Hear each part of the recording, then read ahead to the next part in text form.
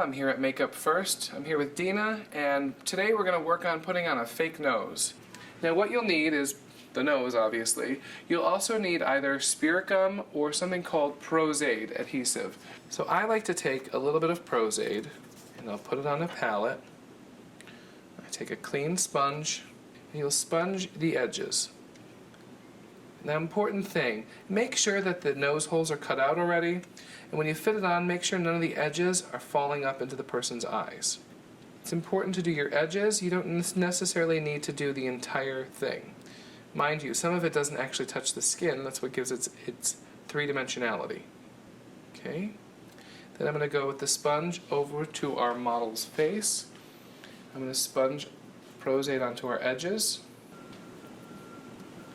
The trick here is to give ample amount of glue on both the face and the piece.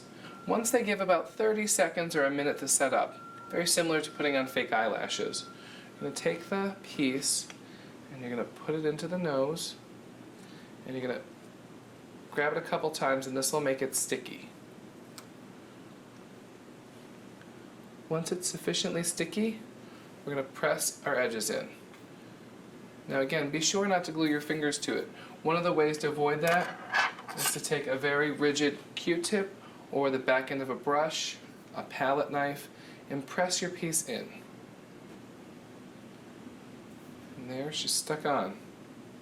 Great. This is the same process with either spirit gum or Prosaid. Now, there's two different ways you can do your edges. It's called feathering your edges. You can do it either with Prosaid or with liquid latex. I'll show you an example on each side on how to do this.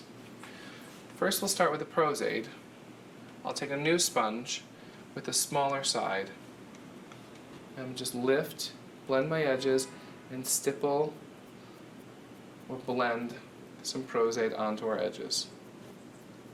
Wait until the Prosaid is completely dry, which is clear, before you add another layer. On another section of the palette I've placed a little bit of latex. We'll use latex on this side to sponge away the edges. Must wait for it to completely dry, which again is clear, before adding another layer. You can add as many layers as you think it needs. Usually 3 to 4 is best. Once the Prosaid or the latex are clear, that means they're dry. Now remember, I'm showing you two techniques. You'll use either Prosaid or latex, not both.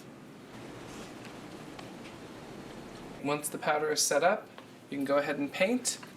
The cream makeups are actually much more difficult to cover up on latex, so it ends up being a slightly different color. And that is putting on a slush latex prosthetic nose. I'm here with Dina at Makeup First. I'm Dave Bova. Come visit us at www.makeupfirst.com.